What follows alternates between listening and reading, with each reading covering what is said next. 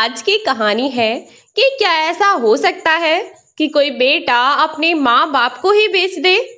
यह कहानी है राजन, उसकी पत्नी और उसके बूढ़े माँ बाप की। राजन अपने माता पिता का इकलौता बेटा था। बचपन से ही वह बहुत ज्यादा लालची था, लेकिन उसके माता पिता हमेशा यही सोचते कि जब बच्चा छोटा होता है तो उसे हर चीज को लेने का शौक होता है। धीरे धीरे बड़ा होगा तो सब समझ जाएगा।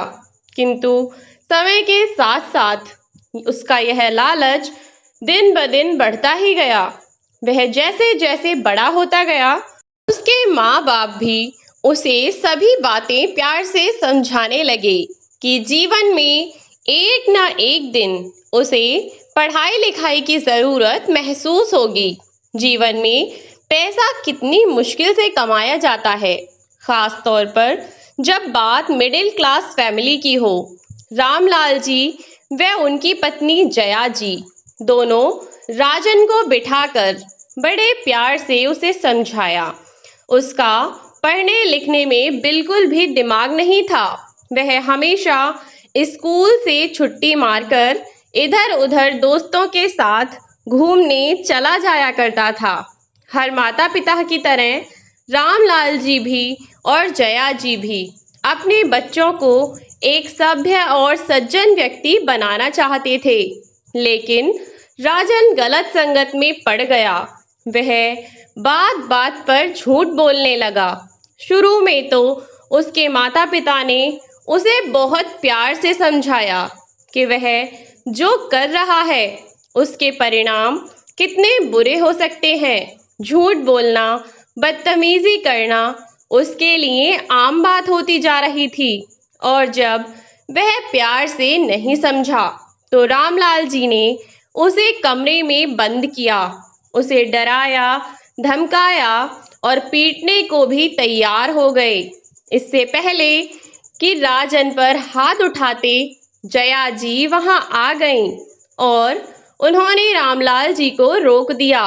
अब उनके पास अपने बेटे को सुधारने का जब कोई रास्ता नहीं रहा तो उन्होंने उसे शहर से दूर एक हॉस्टल में भेज दिया।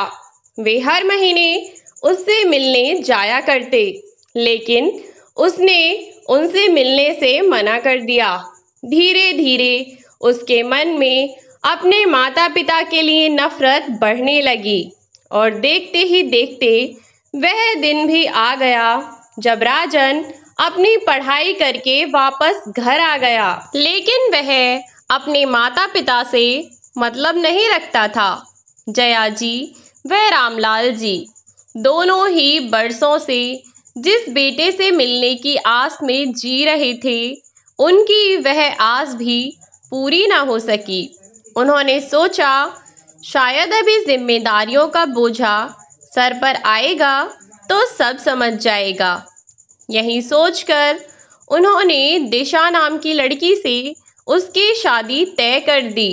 शादी के बाद भी जब वह नहीं सुधरा और एक दिन जया जी और रामलाल जी पास के ही गांव से आ रहे थे कि तभी एक हादसे में दोनों अपनी टांगें खो बैठे और दोनों बेचारे जितना हो पाता उतना काम करने की कोशिश करते, लेकिन फिर भी न चाहते हुए भी वह कुछ ही समय में अपने बेटे और बहू पर बोझ बन चुके थे। जैसे तैसे बेचारे बस अपना समय काट रहे थे कि एक दिन उनके गांव में एक कसाई जानवरों को मारकर उनका मीट बेचने वाला आया और वह गांव में आवाज लगाने लगा, क्या है कोई कटरा कटिया बिकाऊ, क्या है कोई बछड़ा बछिया बिकाऊ। राजन और उसकी पत्नी ने जब यह आवाज सुनी तो वे दोनों उस कसाई को आवाज देकर अपने घर में बुला लेते हैं। घर में आने के बाद वह पूछता है, हाँ तो बताओ, कहाँ है बछड़ा या बछिया, क्या है। उसने अपने बूढ़े माँ बाप के कमरे की तरफ इशारा करते हुए कहा, ले जाओ इन्हें। इस बात पर वह कसाई हंसते हुए बोला, क्यों मजाक करते हो भाई? सुबह से अभी तो कुछ काम भी ना हुआ और तुम सुबह से ही मजाक करने लग गए। तो राजन बोला, अरे नहीं भाई, मैं मजाक नहीं कर रहा हूँ, और अगर तुम इसे मजाक समझ रहे हो तो मत समझो, क्योंकि मैं सच कह रहा हूँ। अब मैं इन लोगों का और बोझा नहीं ढो सकता। वैसे भी ये मेरे लिए घर के स्टोर रूम में पड़े कबाड़ की तरह ही हैं। इनके होने से कुछ हो या ना हो, पर इनके ना होने से मुझे तो बहुत सुकून मिलेगा। ऐसा कहकर उसने उस कसाई से फिर कहा, बताओ कितना दाम दोगे इन दोनों का? बल्कि अगर इन्हें तो मुफ्त में भी दे दूं तो भी अच्छा काम, कम से कम इनसे जान तो छूटे। अपने लिए ऐसे शब्द और ऐसी बातें सुनकर दोनों बुजुर्ग अंदर बैठे बैठे बस रोए जा रहे थे, किंतु कोई फायदा नहीं।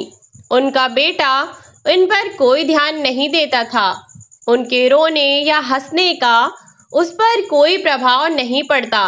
वह इतना निष्ठुर था कि बस किसी भी कीमत पर अपने माँ बाप से पीछा छुड़ाना चाहता था। जया जी व रामलाल जी, वे बेचारे दोनों लाचार थे, कुछ कर नहीं सकते थे, इसलिए अपने बेटे की सारी बातें चुपचाप सुन लिया करते थे। पर कहते हैं ना कि हर चीज की एक सीमा होती है।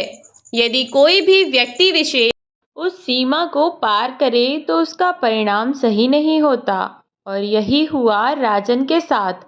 वह अपने माता पिता को इतना ज़्यादा परेशान करता था, तो उसका परिणाम अच्छा कैसे हो सकता था।